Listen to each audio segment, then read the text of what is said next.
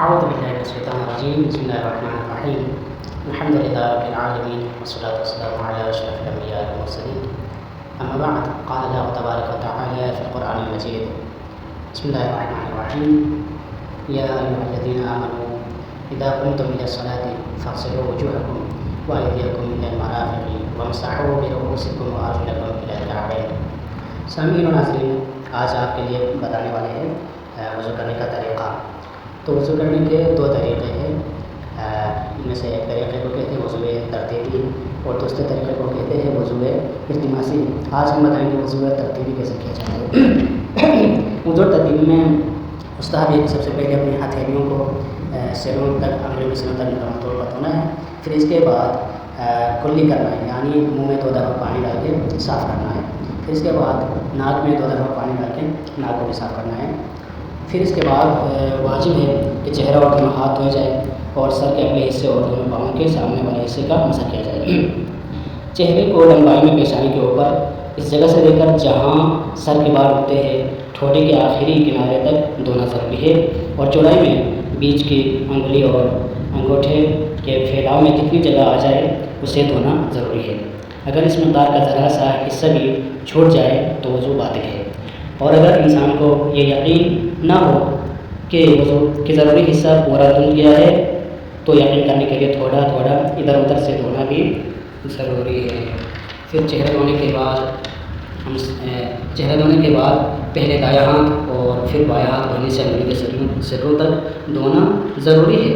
اگر انسان کو یقین نہ ہو کہ کوہنی کو پوری طرح دھو لیا ہے تو یقین حاصل کرنے کے لیے کوہنی سے اوپر کا کچھ حصہ دھونا بھی ضروری ہے. اس طریقے سے پہلے سیدھے ہاتھ کو دھونا ہے، پھر اس کے بعد الٹے ہاتھ کو دھونا ہے مکمل طور پر. پھر دونوں ہاتھ دھونے کے بعد سر کے اگلے حصے کا مسح وضو کے پانی کی اس طرح سے کرنا چاہیے جو ہاتھوں کو لگی رہ گئی ہو، اور احتیاط مستحب یہ ہے کہ مسح دائیں ہتھیلی سے کیا جائے اور اوپر سے نیچے کی طرف ہو. پھر اس کے بعد سر کے 4 حصوں میں سے پیشانی سے ملا ہوا ایک حصہ وہ مقام ہے جہاں مسح کرنا چاہیے.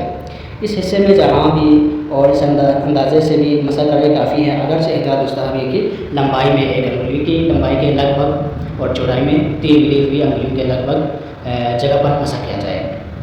پھر اس کے بعد ہے سر کے مسح کرنے کے بعد وضو کے پانی کی اس طرح سے جو ہاتھوں میں واقع ہو پاؤں کی کسی ایک انگلی سے لے کر پاؤں کے چوڑائی تک مسح کرنا ضروری ہے، اور احتیاط مستحب یہ ہے کہ دائیں پیر کا دائیں ہاتھ سے اور بائیں پیر کا بائیں ہاتھ سے مسح کیا جائے. پاؤں پر مسح چوڑائی میں جتنا بھی ہو کافی ہے، لیکن بہتر ہے کہ 3 ملی ہوئی انگلیوں کی چوڑائی کے برابر ہو، اور اس سے بھی بہتر ہے کہ پاؤں کے پورے اوپری حصے کا مسح پوری ہتھیلی سے کیا جائے. ضروری نہیں کہ پاؤں کا مسح کرتے وقت ہاتھ انگلیوں کے سروں پر رکھے اور پھر پاؤں کے اوپر کھینچے، بلکہ یہ بھی کیا جا سکتا ہے کہ پورا ہاتھ پاؤں پر رکھے اور تھوڑا سا کھینچے. ایک اور مسئلہ ہے، سر اور پاؤں کا مسح کرتے وقت ہاتھ ان پر کھینچنا ضروری ہے، اور اگر ہاتھ کو ساکن رکھے اور سر یا پاؤں کو اس طرح چلائے تو باطل ہے، لیکن ہاتھ کھینچنے کے وقت سر اور پاؤں معمولی حرکت کرے تو کوئی حرج نہیں ہے. کچھ اور مسئلے ہیں وضو کے بارے میں، خاص مسئلے ہیں، ضرور سماعت کیجیے کہ یہ ضروری نہیں کہ سر کا مسح جلد پر کیا جائے، بلکہ سر کے اگلے حصے کے بالوں پر کرنا بھی درست ہے.